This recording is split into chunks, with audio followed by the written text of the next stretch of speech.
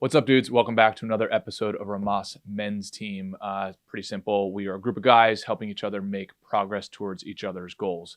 If you're new to the channel, awesome and welcome. If you want to help support the channel and join our pro team, head over to rhomasteam.com/pro, where you can contribute to us on a donation basis. We also give you access to exclusive content, mastermind groups, etc., etc. So anyway, hope you enjoy this episode, and we'll see you on the team.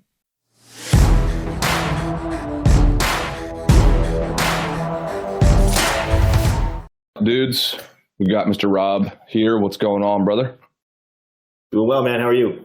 Good. Sorry, we're experiencing technical difficulties. We had our first troll last week, which I didn't even know that was a real thing. And I still don't even really know what the definition of a troll is. I now have a sense because the guys were telling me, and I was witnessing it in real time last week, somebody on Discord, and we couldn't tell if this guy was trolling or not, but he was just creating a lot of chaos. So anyway, Kyle put some boundaries, I guess, around the conversations in Discord.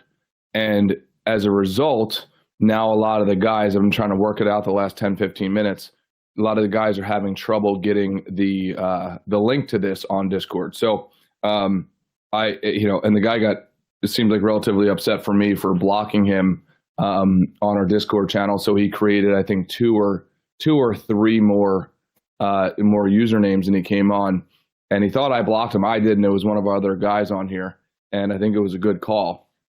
But now we have to have some sort of parameters around who has access, blah, blah, blah, et cetera. So for anybody listening to this, I'm sorry if you had trouble getting the Discord link. We're actually going to start sending the link out as well through our newsletter email. So if you guys don't mind, go on the website, click the newsletter email, and that way I'll get your actual email, and we'll be able to send out the links through there. We will also be doing different meetings sometimes throughout the week. Like I have several guys reach out to me and saying, "Hey, I've got this topic I want to talk about. Do you have time to hop on?" So I'd like to include you guys in those discussions every once in a while if you want. Anyway, sorry, I'm still going over my cold as well. The other thing is, for the new guys here, if you want to come up, just raise your hand, let us know. I think you can do that through the Crowdcast app in some sort of way. And if you want to come up, I will invite you up. I will also randomly invite you guys up. Don't feel like you have to join, but we just really like the roundtable discussions here. And we've got Ray. Ray, I thought you weren't on here. I'm going to bring you up, buddy. Okay. So very interesting topic to me today. Ray, how you feeling, brother? I feel like hell, dude. Oh no, you're sick too? Yeah, but that's all right. That's all right. It's I'm still here. I'm still standing. And, yeah, I'm sorry, but this thing comes for us all apparently this winter. Yeah, apparently, dude. So we wanted to go around on this particular topic. I'm a huge fan of Brene Brown, and I think, unfortunately, she doesn't reach a lot of because, the content that she talks about, let's say, is stereotypically, geared towards females. At least that's the perception. But she gave this absolutely excellent talk on deconstructing trust. And I think as men, if we can do a better job of developing a vocabulary that is centered around emotion and operationalizing some of these words, then I think it can help us guys deal with females or deal with ourselves or deal with our friends. I think just oftentimes we literally lack the vocabulary or the thinking flow charts or the patterns to be able to navigate the emotional world. So let me pull this up. Let me see if I can actually find it. So she did this excellent breakdown of trust, and I believe it's called braving. Let me see where she turned it into an acronym. Braving acronym. Okay, so we're going to go through it. Okay, first thing that she said, so she broke down trust, and she is a bottom-up researcher. So she goes and actually studies the data, and then she deconstructs it, and then she teaches it. And I think she gave this as a speech on either a TED Talk or I think it was a Netflix special. Okay, so the B in braving is called boundaries. To trust someone, Brene Brown says, is essential that they were very clear about our boundaries so they can understand and respect our limits. It's also important that we understand the boundaries of others so we can trust, so the trust can flow both ways. Let's go quickly around here. Rob, what's your first at bat at the subcategory of trust, which is around boundaries? I've noticed even from this men's group that boundaries is significantly more important than maybe that I thought. I think I do pretty good at setting boundaries naturally, so it's never really crossed my mind as much. But I hear a lot about people having their energy sucked from others. Yeah. And it's like, to me, it's okay to say, hey, I can't, like, I'm busy, maybe next time, like I'd love to, but I'm emotionally drained. But I didn't realize how important it was. And now I think it's highly important. Like, people don't know how to set boundaries. Like, that's a very important thing because you'll be drained of your energy. Yeah, Ray, do you have problems with setting boundaries or notice other people around you have problems with setting boundaries? Dude, I'm the worst, man. I'm the worst. And like, I have trouble saying no. And then I get upset when like those volunteering duties interfere with my plans, right? Wes, it's crazy that literally the topic I was going to propose for today was boundaries. Really? Yes, I swear to God. It's nuts, man. It's like we're moon sisters or something, dude. It's crazy. But boundaries, I encounter a lot with the women in my life. I just volunteered to help someone like unload a truck today, even though like I would definitely like get them sick. So thank God I said I would have to wear a mask because I'm getting over a nasty bug, and that they said, don't worry, next week. But with the female relationships in my life, like there's definitely boundary issues where there are about 6 women in my life, like that are in rotation for like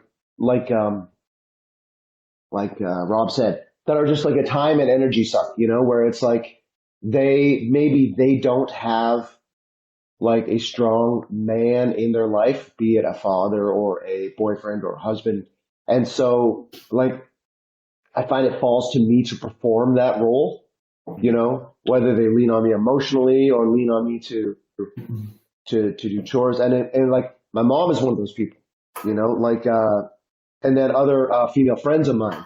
Like, I find, so boundaries are something that, like everything is a practice, as we know. And so boundaries are something that I have to like practice being good at. Well, Rob, I think you're actually really good at this. What is literally the script of setting a boundary, as an example, so that you don't feel like you're like practicing like healthcare script, health class scripting where they tell you to blow the rape whistle, and you just feel like a nerd for saying, no, I can't do that right now. Yeah. So what are the thing though is it's different depending on who's asking me for help. So like there are some people that if they ask for help, I have no boundaries with them. I'm there, no questions asked. So with other people, if I simply can't do something, I'll just tell them the truth. Like, hey, I just simply cannot. I also feel like honesty is just the best policy. It's easier to just let them know, like, hey, I'm feeling a little drained from the week. Could we reschedule this? If someone's like asking for my help and they're like in desperate need, depending on what it is and who it is, that has a big effect on what you're going to say, right? Mm-hmm. But I honestly think if you respect other people's boundaries, they'll respect yours. So if you don't overstep your bounds with them, then if you need something in return, they're going to I think it's a better way to do it is like respect their boundaries and they'll respect yours. That's what I've noticed. Yeah. I mean, I'll be honest, I have trouble as well. Just like Ray, it's like, I resent them for asking me to, like, I hate them for asking me to do it. And then they're going to hate me because they're going to do it with a frown on my face. So like, I also need scripting around it. When I am successful at setting boundaries, Actually, my first boundary setting mechanism is I just ignore people. The next one is I try to use humor, like something like, hey, I really wish I could do that, but like you will hate me because I'm going to do a shit job because I'm going off of 3 hours sleep, or just like some sort of like thing to like take the edge off a little bit. But I would, if I were to accurately score myself, I'd say I'm probably a 6 out of 10 when it comes to. What's an example when someone tried to test your boundaries, or you felt like, do you have one in top of your head, or Ray? Well, yeah, I've got a great one, dude. Yeah, please go ahead. So this is a multi-layer. This is like a wedding cake of boundaries. Okay. So my mom has a difficult tenant. This lady is going through a divorce, and she'll tell you this in every email. So she requires constant changes to the apartment she's renting from my mom.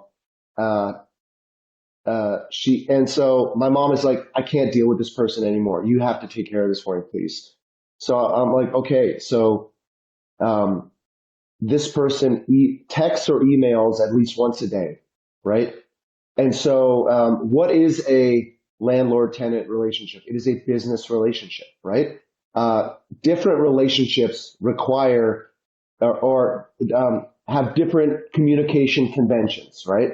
And patterns. But like, I don't think a landlord and tenant is the kind of relationship that requires a daily text message or email or multiple text messages or emails.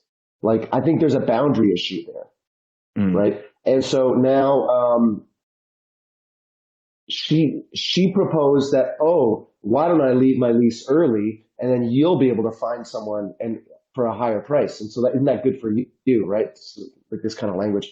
And so I said, I think it's a great idea. And so I haven't read the email yet, but it's about a 5-page email that's waiting in my inbox. And so, like, in terms of boundaries and communication, Rob, what's your recommendation for how to, like, not get sucked into writing an essay every time you have to communicate with a person? So I think tonality makes a difference. So with an email, I don't think I would participate in that. I think I'd probably rather call them. And I think the tonality, I think what Wes said with humor and deflection is also great. But I think it just comes down to tonality. Like if they hear in your voice, like, he just can't, or they just can't, I think that makes a difference. But in that case, that's a business relationship. So that one is tougher. I mean, I think the reality is, hey, I got a busy week. There's a lot going on. Janice, we'll talk Saturday and we'll get to the bottom of everything. But until then, like, let's just take the time to figure out what you need of me, make a list, and then on Saturday I'll come and address the things that you need. But until then, I got to take care of some other things.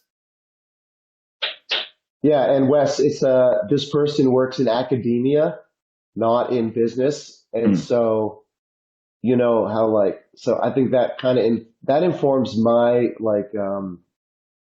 unfortunately. That informs my attitude towards them in terms of that they'll take the time to write 5. There's no decision velocity necessary in this person's life, you know? Yeah. So, and that's where I have the hardest time hurting female feelings. Like that is probably my kryptonite for sure. Yeah. Like no doubt about it. Because being raised by a single mom in a very small apartment, I just got to see devastating events and not realizing that my mom's just highly emotional and that was, so I'm just naturally geared towards trying to avoid making people go through that. But from a business side, I have zero problem, right? Just like, because I think in a business transaction, laying out the functional geometry is just so obvious. It's like, hey, we're doing this as a consequence of doing business together. If it's not going to work, here's why, right? Because if I do this, if I set the price at this, then it's not going to work. And I made these mistakes, as Rob knows, in the past of setting prices too low, and then you have to go back and you have to have uncomfortable conversations. But for me, my kryptonite is having those awkward and uncomfortable conversations with females. Yeah, I think that could be my mom, my grandma, girlfriend, blah, blah, blah. Well, if I think I can just keep it focused in it is a business relationship, the landlord and the tenant. And if she is to stay as a tenant, like the kind of demand she has would suck up all of the rental income with constant improvements, And so she is, yeah. So like, it's not workable, or like, exactly. How am I supposed to feel? What am I supposed to do in this situation? Oh, there you go. Never split the difference. Chris Voss, I love it. Hey dudes, sorry for the interruption here. Just wanted to let you know, if you want to join our pro team, go to romasteam.com/pro. You can help support the channel. You will also get access to exclusive content, masterminds, one-on-one sessions, etc. All right, back to the episode. No, and Ray, in my personal view, that's why you take that 5-page email down to a 4-sentence email. Hey, exactly. Honestly, just being super candid with you, if we were to do all of these things, and then it would not be profitable for us, and therefore it would not be able to exist. It's not able to be sustained. Yeah. Straightforward. No problem. If that doesn't work for you, we totally get it. We can always, we can have you move out at a comfortable time for you within reason, and we can find another tenant and you can find a cheaper place. Right? Something along those lines. Phil, have you babyface Phil, what is up, brother? How Phil just got a new leaf. Have you had problems, or maybe been look at that good? Look at that handsome at setting boundaries? Yeah, I don't know. My problem with boundaries are always like extreme. Like they're just like my problem with boundaries is people that don't have any interest in respecting boundaries. Like it's just always. It's always, to me, like my family and also like a couple of my friends are just like people who just if I mention something that bothers me, they'll just they might stop right now, but they're just going to keep doing it later. Nothing ever really changes. So that's with stuff like that, I don't really know what to do. Like I haven't talked to a friend of mine in a couple of weeks now, because I'm just like, I don't even know if I want to keep like hanging out with him, because he just does the same shit all the time. He just doesn't respect he just disrespects me in very basic ways that bother me. And like the last time, it's just been the same thing for years. It's just been the same thing for years, all over and over. And then every once in a while I'll say it. We'll talk about it, and he'll be like, sorry, and like, whatever. And then like, it just happens again in a couple of months. So it's like, what's the point? I don't really know. Like, I don't want to like cut him out of my life. It seems insane to do that. I mean, it seems like I'm like, we're not dating, like what?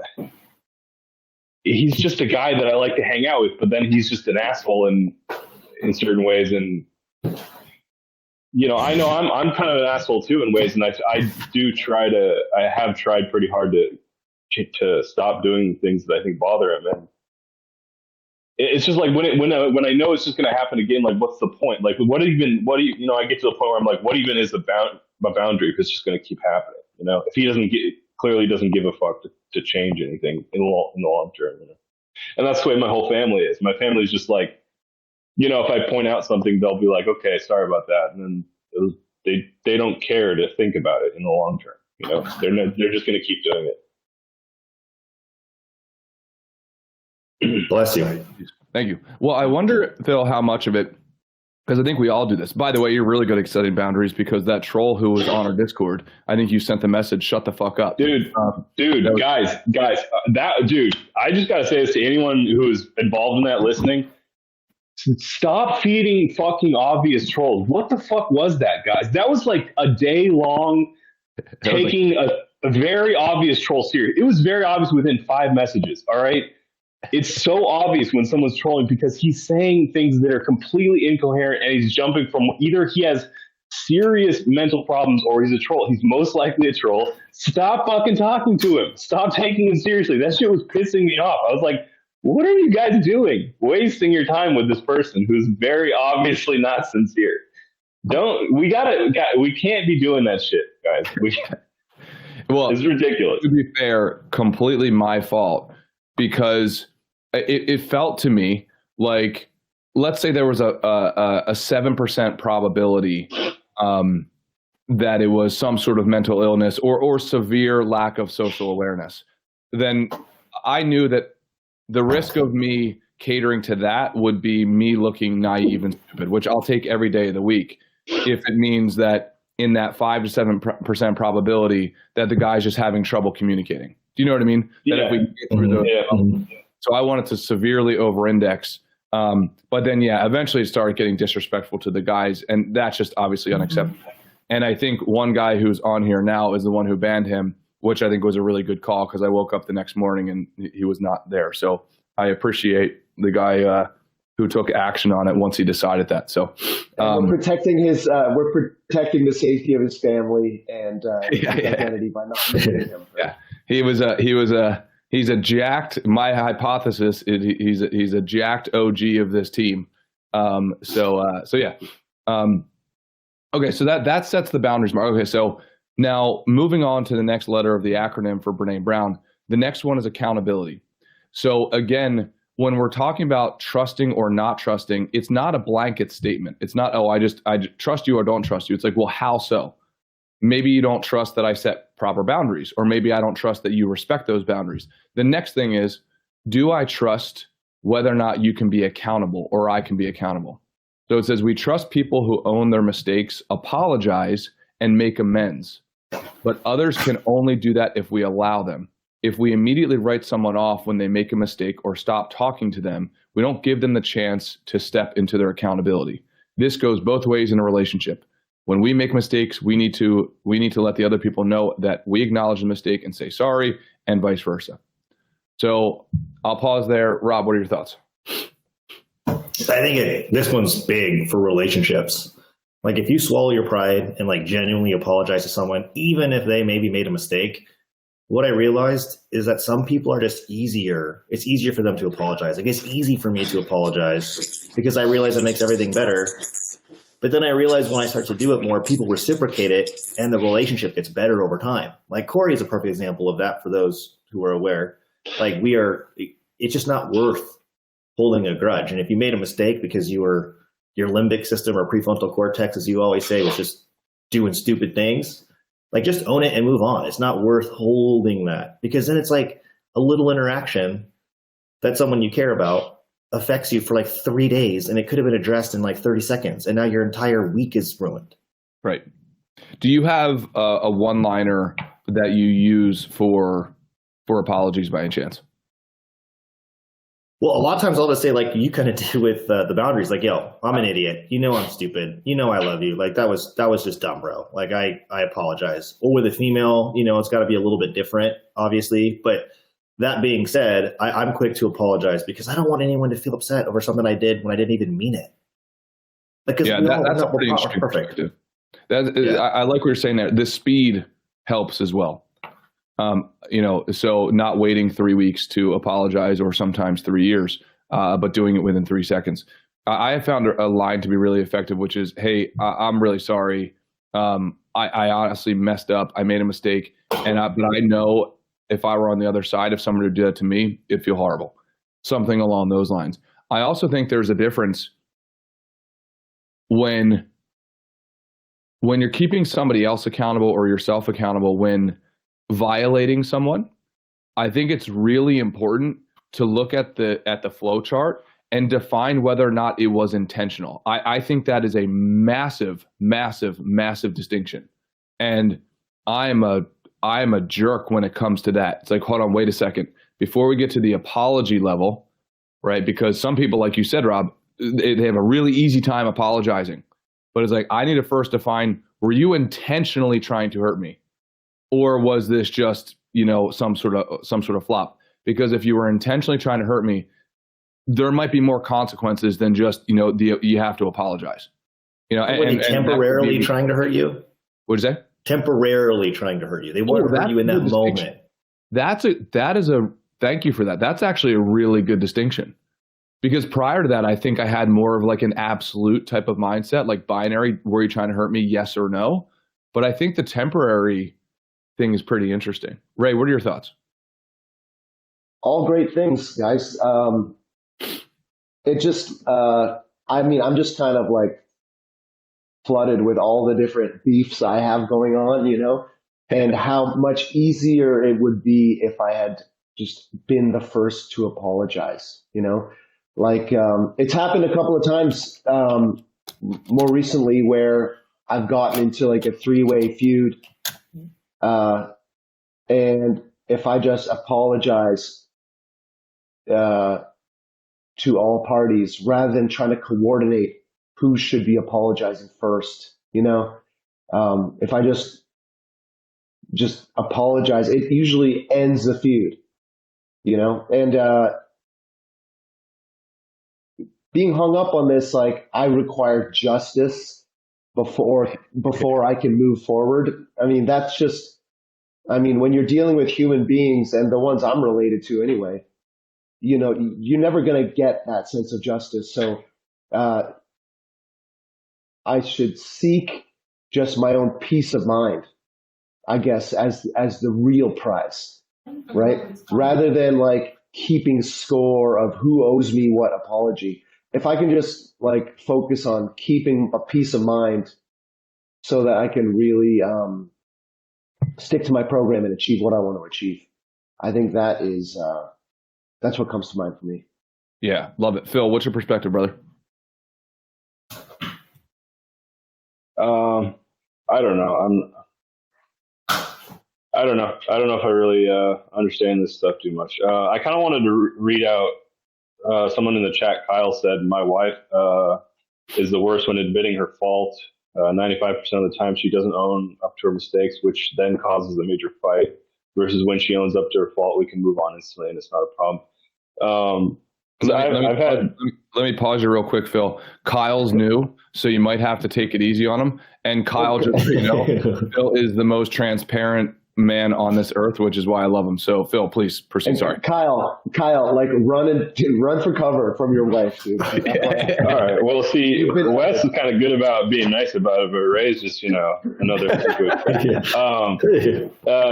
So no, Kyle, I was just saying, I read that out because I have the same kind of problems, and I like sometimes, like my parents and my different people in my life, like that are like this, will admit fault if I like break them down, like if I really get into a giant argument, and I really hate, it's not fun doing that. It feels like I'm like harassing them almost by like getting into this huge argument and like questioning like whenever they say like something that's obviously an excuse, like what do you mean by that, and like all the it's like it's just it's not fun to do that, and I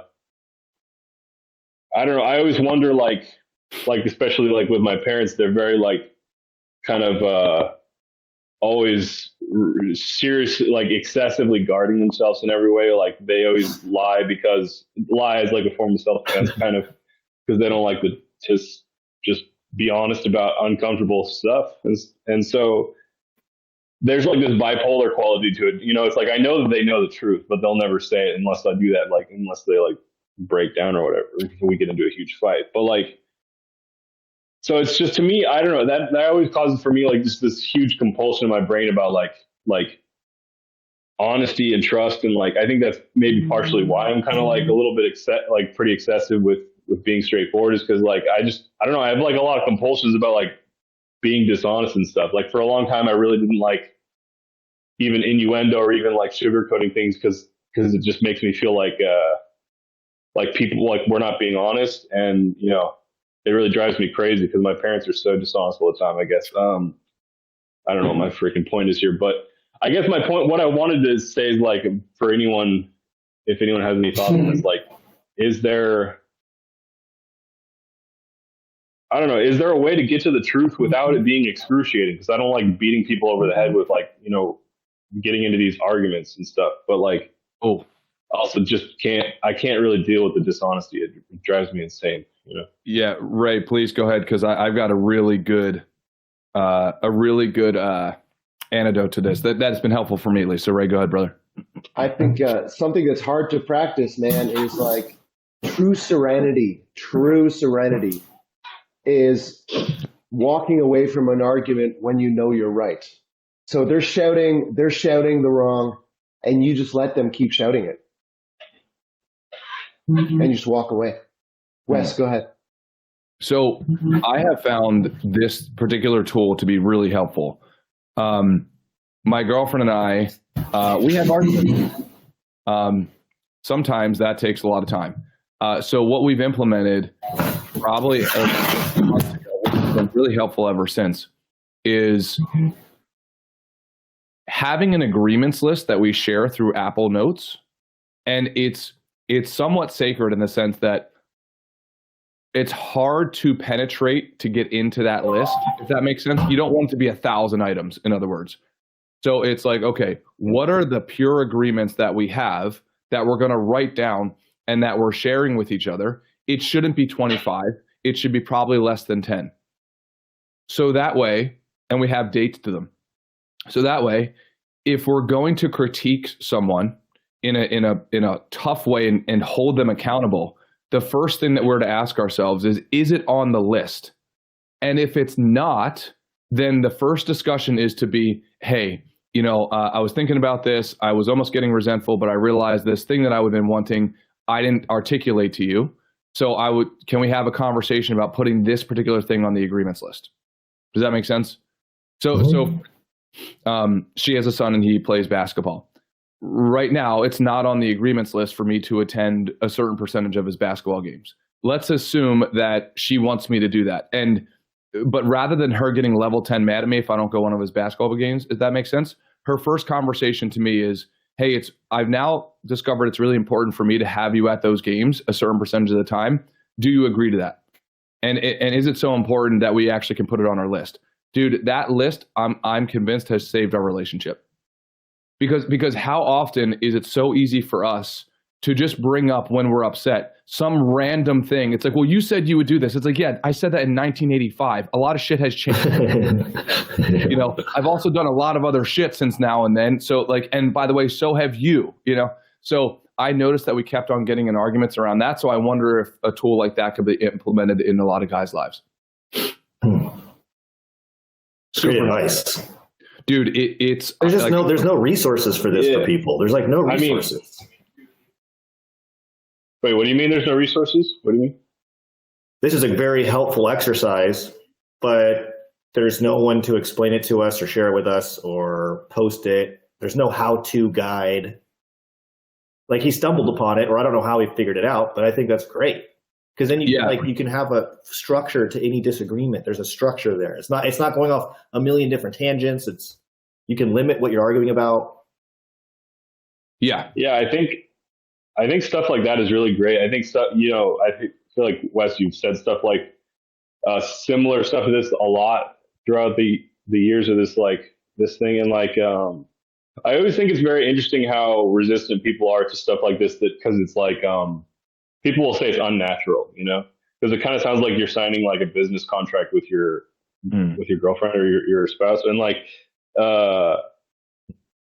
it is unnatural, but being natural sucks in a lot of ways, and that's the weird thing, that people are so resistant to that, and because when you were saying that, I was thinking I can't even imagine really doing that with a bunch of people that I'm in relationships with, my parents or whatever, different people, Yeah. It seems very alien, but it seems like it makes sense. So, Yeah, to riff off what Phil just said, what can we do in a one-sided situation where having an agreements list with this person isn't realistic, and yet this person is gonna be in our lives. A kind of estranged parent or whatever kind of Phil is talking about. What can I do on my side of the street, so to speak, when it comes to kind of agreements? Yeah. Well, first to Phil's point, and then I want to have Ben on because he said he wants to talk about one of our past points. The first thing is I love watching either evolutionary history or some sort of planet documentaries, if that makes sense. So to Phil, your point, I completely understand and agree with you.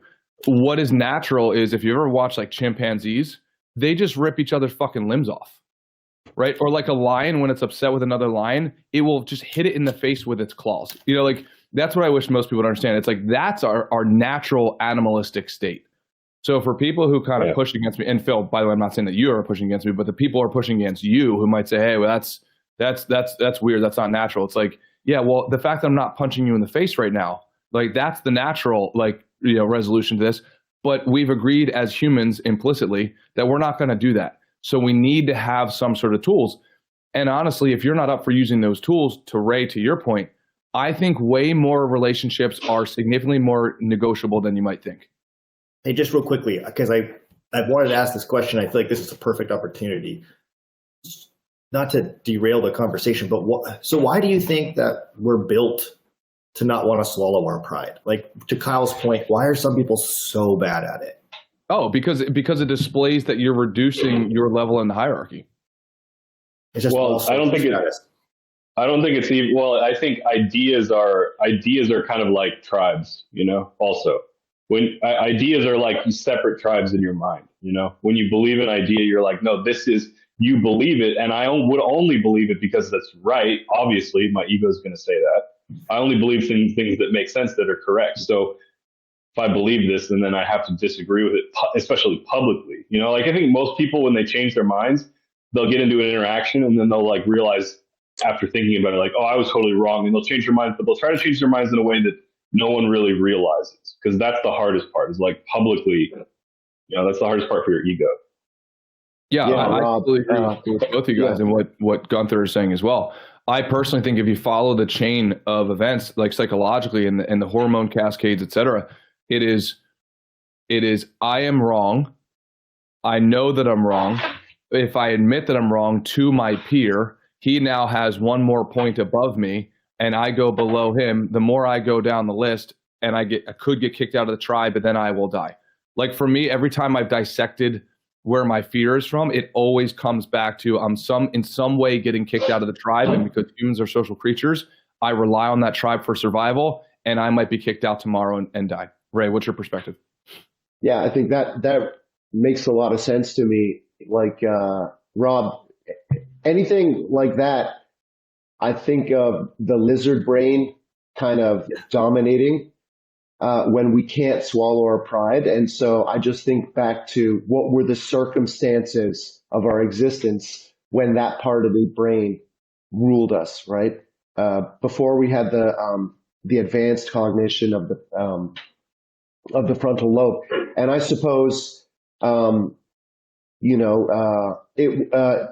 in the state of nature, life was solitary, nasty, brutish, and short. And any kind of expressions of weakness meant that your status in the hierarchy and your life really were challenged, right? So I can see that and that's maybe why swallowing our pride and admitting we're wrong. We have to overcome such high walls within ourselves because it's one of those radioactive kind of instincts that is designed to protect us from getting devoured. Oh yeah, it's just so much better when you let it go. Yeah, I don't know if you guys have ever read the book Sapiens. It's absolutely outstanding. If I remember correctly, because I probably read it 7-8 years ago, there was a story in there of a reporter who went and hung out with a tribe for a little while. And like, this was recently, let's say in the last 15, 20 years. And the tribe was nomadic. So they're commuting to, from one food source to another. And it was a long commute. And one of the tribesmen, kind of older guy, was falling behind. So the journalist goes to the group leader and says, hey, that guy's kind of falling behind. I want to learn, what do how do you compensate for that? And the guy looked at him and said, oh, we're going to kill him tomorrow. Yeah. So that's awesome. Great. Yeah. Awesome. Yeah. We're going to kill him. So Ben, on that note, what was your comment on, I think, what was it? Bounce? Yeah. And it kind of ties in because I think, just real quick on the boundaries, when setting boundaries, when I'm deciding on what my boundaries are going to be, you got to look out for like your own ego getting in the way of that. Especially when we're talking about like coming to women or with your significant other. So I don't know, sometimes you'll be in an emotional state where your ego is challenged and you're like, all right, no more of this. I'm setting the boundary now, but it's not really an honest boundary. You know what I mean? So that's one thing I've kind of watched you know what I mean? Ben, I completely agree with you. You don't do high level calculus when like you're in rage. You don't do that. You set the boundaries in peacetime. So when you set the rules during peacetime of what the wartime rules will be, it helps it a lot better. I've learned that from exactly. Yeah. And then as far as what we're talking about now, I'm thinking about, the other night, I don't remember, we just had a little argument, me and my fiance. And I think just as hard as maybe admitting you're right or wrong, sometimes it's a conversation. And, I'm like, God, I don't want to have this. This is such a dumb conversation that I can't believe we're having this. But to me, it's like if I just drop that and I just have the conversation, no matter what I think about it, then the problem will get kind of worked through. And maybe it's not a problem. Maybe, sometimes she just wants to have a conversation. You know what I mean? And if I think, if I'm taking 30 minutes out to have this conversation, am I being totally honest that what am I going to do in that 30 minutes? Was I just sitting on the couch scrolling through Instagram? You know what I mean? So it like challenges me to make the most out of all my time. Because if I am being productive all the time, your significant other is going to see that. And I think, then you kind of avoid, I think it all comes around. It all kind of comes full circle, I guess. Yeah, no, I can appreciate, and I could take some lessons from you, Ben, because I have a hard time when I feel like I'm getting arrows thrown at me. Yes. And it's like, I can sit there and listen, but if it's like, well, hey Wes, I want you to listen how you fucking suck. And I read the book Sapiens too, and I want to murder you now. So like, absolutely, that's where I start to like put up the shield.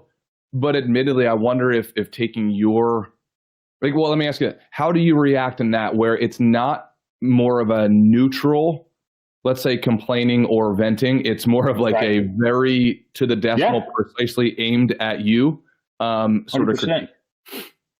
Well, I mean, and that happens a lot. That's actually very frequent where it'll kind of degrade into this conversation where it's kind of just things being brought up, but it's like, okay, I'm just going to listen to them and we're just going to keep talking. We're just going to keep talking because eventually, like, it's like, now I don't get entrapped into thinking, all right, I'm just going to fucking sit through this shit because I know I'm right. You can't get in that mindset, but also, like, okay, I know she doesn't really mean the things that she's saying, and objectively they're rude. And, that is an issue that's going to have to be kind of worked through over time. But I don't know, man. I don't even know if there's that clear of an answer. When I think about it, it's like a, your reflection in the water when you go up, it looks real until you touch it and it starts going away. So I don't know. I know exactly what you're saying. It's hard to sit through the insults and arrows being thrown. And I've definitely had some freakouts where it's just like, you just start stuttering and you don't know what to do. But I don't know. I just try and stick it out because when I do stick it out, it always turns out fine in the end. Where she, it's just like, well, I didn't mean the things really. And then you'll get to what her real issue is, which is usually she just, once she doesn't feel like she's getting enough affection or attention from it, typically, in my experience. No, that makes complete sense. My girlfriend and I have implemented some pretty good boundaries around argumentation, and it's really helped. Like, hey, and we've worked through a therapist with this, and we've documented them. One of the methods that we use for conflict resolution is state the observable facts, then tell your partner the story they're telling themselves about those observable facts, then give your partner a chance to tell the story, and then come up with, okay, do we want a resolution to this, and what's the agreement moving there forward? Our therapist gave us that a while ago, and it's really good. Ray, you raised your hand, brother. What's going on? I'm sorry, Rob, you did. Well, yeah, that's great advice, Wes. I mean, someday you're going to have like legit, like a resource center for how to deal with relationships. I feel like you've worked really hard and come a long way. But with what you were saying when you're getting spears thrown at you, in that circumstance, because I think every guy deals with this, I don't think there's any exception to this rule. If there is, it's very rare, but just kind of the human psychology of a female, I think, is do their actions speak louder than their words? Because if I know someone cares about me and they're just sounding off on me, it's like, okay, I got thick skin. They don't mean it. We can have an honest conversation maybe in 30, 45 minutes. And if I have to just sit here and take it because that's just sometimes the way it goes to be a good boyfriend, then I'll just do it. Now, I think if it's the actions don't match, if the actions match the words, it's probably time to get out. Got it. No, I can understand that totally. If nobody else has anything else to say on this, let's move on to the next topic. The vault. The next piece that Brene Brown talks about is the vault. And what she says is, this one shook me to the core. We cannot trust someone if they share our personal information with others without our permission. It needs to be as though that information is in the vault that's only accessible to the folks we reported this to. By the same token, we need to hold the secrets, stories, and information of other people in confidence so they can trust us. Oftentimes, Brene Brown says, we use gossip as a way to try to quickly find intimacy with somebody. We feel like if we can secretly talk about others with them, we have a solid connection. But this is called counterfeit trust. If we are minding our own business and someone tells us confidential information about someone else, we know we can't trust them. Others will think the same of us. Brene Brown boils the vault down to, you respect my story and I respect other people's stories. Ray, what are your thoughts, brother? Man, that's powerful. Yeah, I have like a very close woman in my life who just has no vault, or there's no door on her vault, you know? Yeah. Where it's like, and the way you described that, like, gossiping is a way to create intimacy very quickly, lets me approach her with compassion that, you know what, she's just trying to make a connection with her friends. But for example, this person is my wife, Sarah. And like, so whenever there's some drama between us, she immediately shotguns it to her 5 girlfriends. Right? Yeah. And so let's say it can be something like, and so it could be something private, like, you know, it can be something public. It doesn't matter what it is. It's just that, like, everything is going to be everything is going to be billboarded, you know, and broadcast to her 5 friends. And I don't know why, Wes, like, maybe you can help me understand why that upsets me so much. But like, obviously it's like it's a kind of a decision-making process for her where she tells her girlfriends what I've done. They give her feedback about what a bum I am, or, you know, give Ray a break. Any guy would react that way. And then it helps her determine what her next move is going to be. I suppose that's part of the, that is why she does it. But it's like, no information is safe. And like, to the point where, like, I can't, like, it impairs our relationship, where it's like, of course it does. Yeah. Yeah, that's what I was going to say. Of course it does.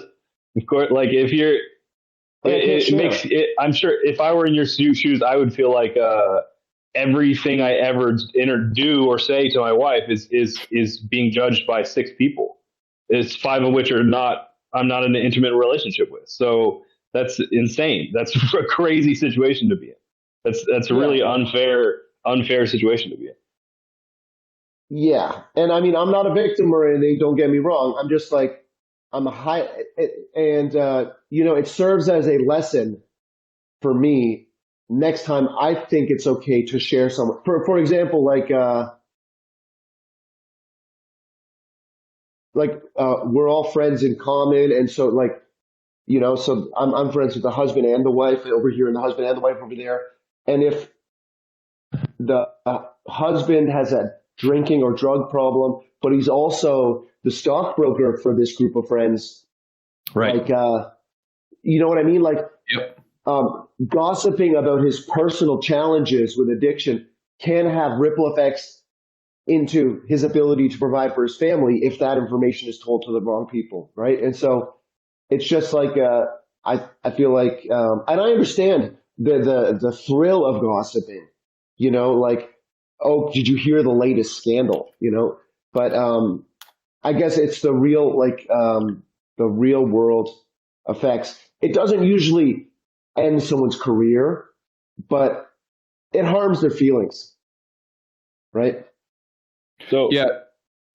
Oh, sorry. Please go. No, sorry. It's a boundaries issue.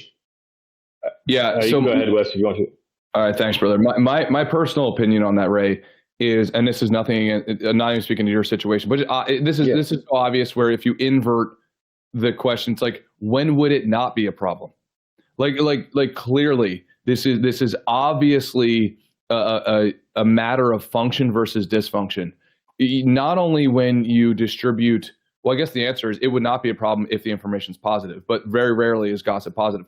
So in the event that it's going to be negative, when is it not a problem? Not only is it not fair, and it puts the other person in a walking on eggshell situation because they cannot now be authentic to you as a partner, but then also, right, it just creates this extreme dysfunction because it's like, well, then I'm just not going to tell you. Just like Rob put it in the chat, that he doesn't tell a certain person things because he knows it's going to be megaphoned across the town. It's like, well, Rob is a very rational person. Then he's just not going to tell that person things about his life, obviously. And there's going to be an intimacy gap with that person, 100%. and that is not. Yeah. Would you say, Rob? And then they get upset? Yeah, well, my mother gets upset with me when I don't tell her things, and it's like, I've clearly told you why I don't, because you tell everybody. It's the first thing you do. You don't even wait. Yeah, she, just so you know, she calls me and asks me about you. Literally, it happens probably once a quarter. Rob, and it's like, I'm glad to hear you have a healthy mother-son dynamic. I'm going through the same thing where I'm recovering from whatever bug Wes gave me, and I was doing a puzzle this morning, right? So I was just sick of looking at my phone, and I said something like to my girlfriend, I'm like, I'm the Stephen Hawking, or like. I said, puzzles and Ray, it's like effortless brilliance. And then, so she texted my mom this Ray quote, effortless brilliance. Of course, my mom was like, okay, Ray's awake. Ray needs to deal with my troublesome tenants. She called me right away. Right. And so so this isn't my gossiping wife, right? This is my well-meaning girlfriend. And so I said to her, I was like, look, you didn't do anything wrong. Just so you know, like, you got to be careful what you tell my mom, because if my mom knows I'm awake and I'm healthy and like I'm feeling good, well, then it's time to do mom's mom's priorities. Clause. Yeah, and so I'm glad to hear that you also have a healthy mother-son dynamic. And Wes, I can't imagine how enmeshed and toxic your relationship with your mom is, because you guys have been it's just been the two of you the whole time. Yeah. You know, you can only depend on each other. Everyone else kind of lets you down eventually. So I'm sure there's a huge kind of mom calls you for everything kind of situation, right? Well, this is where I would love to go, really get on that bandwagon, but I got to be honest and give my mom huge shout out credit here. My mom is just an absolute beast and wonderful person, to the point where she watches these, doesn't she? Yeah. Extremely emotional, but I think that's also what allowed her to protect her cub, when she was when we were younger. Of course, when I was younger, and just my mom just does an excellent job of respecting any boundaries that I ask her to. Right, and honestly, Ray, I would not have predicted that. Knowing how emotional my mother is, it seems counterintuitive for her to also have to really respect boundaries. But dude, I think she's just the number one supporter, cheerleader in my corner, and she's all in on Team West sort of thing. And I hope she hears this one day, because the amount that I respect her is just off the charts. Now we argue like Rob and his mom do, because my mom and I just think so differently. Meaning that she I feel like sometimes doesn't think when she picks me up at the airport, she will, when you go on the terminals, right? An airport, the road is just one way, obviously. So like she will call me when the plane's not landed yet, I don't know, 47 times. And then when I call her and the plane lands, she apparently threw her phone into the ocean. So then now we have to guess on where each other are. It's just ridiculous. So so then I'll go and she knows I'm like gonna land at like Terminal C. So what she does is she goes and parks at the end of Terminal C rather than why wouldn't you park at the beginning of Terminal C so you can see forward of like where I'm coming. So like all these little things drive me crazy. This is literally, I have to read. I have a declaration for my mother in my goals binder. So I have to read it every time before we interact because it reminds me of like what she did for me and how differently we think. So anyway, tangent, but Phil, any room for improvement there. That's good to know. Something I just wanted to say that's like kind of the I think is really useful in the greater category of what we're talking about here is so Sam Harris wrote this book about lying. It's a very short book. It's like less than 200 pages, but like basically what he argues in that book is that a lot of people think that lying is okay, and it's really, really not okay. Lying is really, really degrading towards all your relationships and yourself. Most importantly, it degrades your own respect for yourself, and it degrades your own personal boundaries with yourself constantly if you get into the habit of lying. And he says even white lies are completely unacceptable. And this is what he says that I think is extremely clarifying and extremely interesting that I always think about. He says lying would be so much more correctly executed in society if we all treated lying like a form of violence. So violence is acceptable only when in self-defense, when you have no other option. If you cannot run away, if someone won't get away from you, then you can punch them or hit them or whatever to get out of the situation because you have no other option. And everyone accepts that. Everyone online, when they see a crazy video, they think, oh yeah, that guy totally had no other option. And everyone forgives someone when they use violence because they had no other option. And Sam basically says, we need to treat lying exactly the same way. Lying is the most mild form of violence, basically. So if you have no other option, like if someone's at your door saying, where's your children, then you lie to them if you can't. If you don't want to punch them yet, you can lie to them to get out of the situation or whatever. But lying is a form of violence, and if you're going to get into the habit of telling white lies all the time, you're destroying all your relationships because you're making it like everything you guys have been saying. Like when you gossip about other people, everyone knows that you are willing to do that. So everyone knows now I can't really trust this person anymore. I can't trust this person that I might have. And maybe they really like you, but then they realize you gossip a lot and they're like, oh, I'm not going to tell him stuff. So then that whole avenue of that relationship that's permanently poisoned. It's permanent because until they relearn that somehow they would have to change that perception of you, they're like, oh, he doesn't do this anymore and he won't ever. So now I can trust him. Like, reversing that is almost impossible. Right. So anyways, yeah, that's the whole thing. But I just think thinking of lying as a form of violence is very useful. That was big, man. Thank you. Like I'm going to write that down in my notes. That was a really good summary. Can I tag on to something exactly in line with what Phil just said? Absolutely. Yeah. So there was a guy I used to see at AA meetings, and like every share he would end it with talking about like absolute truth and absolute honesty. And he would say, an exaggeration is a lie. A white lie is a lie. And I always think of it like, if you think of a big machine with two gears turning, like, and you throw chunks of metal in there and those are the lies. I mean, a little piece of hardened steel jammed in the right place can completely stop the machine. You know what I'm saying? Yeah. So a little lie is, it's like you don't know the weight that it's going to do because with it, everything comes around. So it's like a lie is a lie. Absolute honesty is like you have to exercise that in life. The thing too is I think that's what's also the second level that's interesting about this how this improves your own life is when you lie all the time, you're cheating your way out of situations. when someone asks you something and you tell a quote unquote white lie to get out of it, what you're doing there really is you're avoiding the difficult conversation or figuring out a way to say that tactfully. Like, so Sam talks about this in the book. He says, like, pretty much everyone, or at least an enormous amount of people in America seem to think that white lies are totally fine. And he says, like, the thing is, you don't have to tell someone the answer just because they ask you a question. He says, like, for example, like sometimes people ask me how much money I have.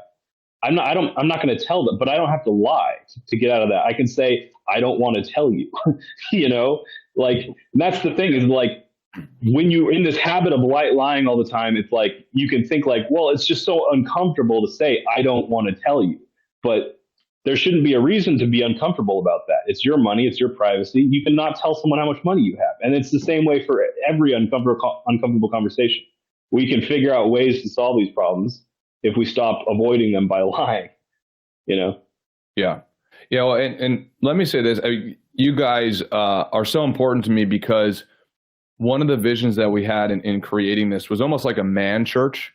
To be honest, I'll go to church every once in a while and I like it, but it's hard for me because I don't agree with the doctrine. So like I try to get the lessons out of it without, but when the pastor says like, okay, turn to your neighbor and say that Jesus is your Lord and Savior, I have a really hard time, like you kind of lose me in that. So, and I imagine a lot of you listening are very similar, right? But like, there's so much nuggets of wisdom in identifying successful patterns for men, and seeing you guys is very inspiring to me, from like Rob and I being in California, Ray being in Toronto, Phil, I'm not sure where you are right now, maybe San Francisco, and Ben, where you are, et cetera. But the more conversations we can have like this as men of, hey, not talking about how the Super Bowl went, but hey, what are the successful patterns that we've all learned, and what have we failed at, and what do we won at? I literally think we can, I hate saying this, but like make it a better space for our families and for ourselves. So I appreciate you guys being here. Anyway, can I ask you one question? Yeah, it's really more of a question. I hope you can answer it quickly. But for instance, when you have someone that's being misunderstood and you understand that person than everybody else, and you want to bridge that gap, and there's a situation where you know more about this person, and it's not your story to tell because I respect that vault, what do you do to bridge that gap by that misunderstanding where people are like, hey, this guy's a dick, and it's like, no, man, this guy's hurting. Like, is there anything you can do to help bridge that gap? So would you mind giving more of a context? Because I do think the context is important. Let's say there's somebody that is really upset and sad that there's a friend that feels distant, but that friend also feels like, hey, this guy's distant, and like they're fighting over nothing per se. How is it within our responsibility, someone that cares, to help bridge that gap maybe? Or without telling too much? So, okay. So are you saying like two friends have some sort of either disagreement or distance between them, and you feel like you can mend the relationship, but they're not necessarily willing to at this particular moment? Well, let's just say person A told you something in confidence and you're respecting that vault. And then person B tells you something in confidence and you're respecting that vault. And then all of a sudden it's like, well, wait a minute. There's something here because I know both sides of the story. Does that make sense? I know this person. And like the reality is this can be mended or this can be bridged. Yeah. And Kyle is saying he can help answer this question. Kyle, I don't know if you want to come up. I'm going to invite you up here. My personal take on it, and then I might have to jump on I'll leave you guys on, but I might have to jump on a meeting. If it were me, Rob, not that this is saying this is the right answer, but if it were me, I would almost say what you just said. Like, hey man, I can't tell you certain things about this certain person, but as a friend, and I'm going to tell this person the same thing, right? I feel like there's something that needs to be worked out, and I know that it can be worked out, is my personal opinion. Are you open to it? So like, I feel like there's a way of protecting certain details and doing your job as a friend, in my view, of trying to help your friends, mend whatever. Is that, given the vagueness of the context, I think, is that a reasonable answer?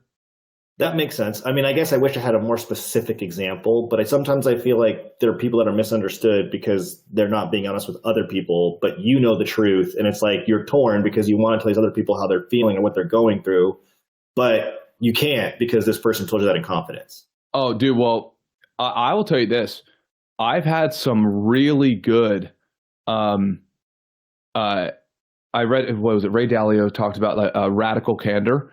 I've had some really good radical candor interventions with friends, giving them proper disclaimers saying, hey, we're going to go to this offsite location. We're going to have some really weird fucking conversations between you, me, and this other person and this other person. And it's going to be a straight workshop. Are you cool with that? And it's going to be fucking weird. But I think, Rob, this where it goes back into the emotional bank account that you build up with having very direct conversations like that, assuming you have the rapport, right, in your friend group where they know that you could lead it, I think can actually be incredibly valuable. I've done it with couples too.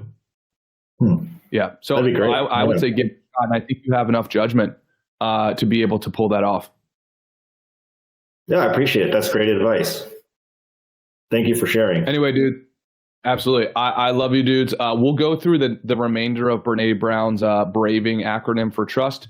We'll do it on Monday. Anyway, you guys.